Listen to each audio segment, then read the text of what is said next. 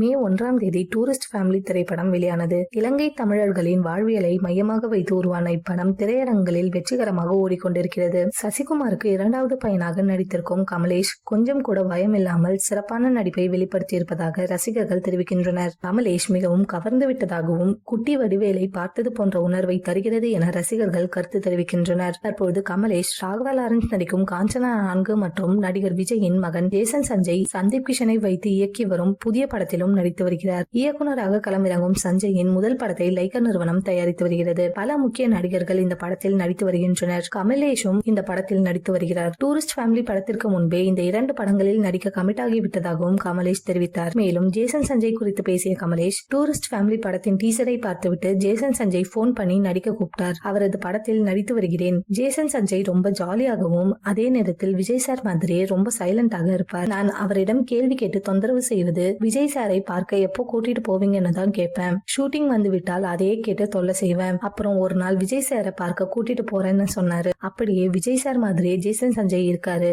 சச்சின் படத்துல வர விஜய் மாதிரி தான் ஜேசன் சஞ்சயும் இருக்கிறார் என கமலேஷ் தெரிவித்துள்ளார்.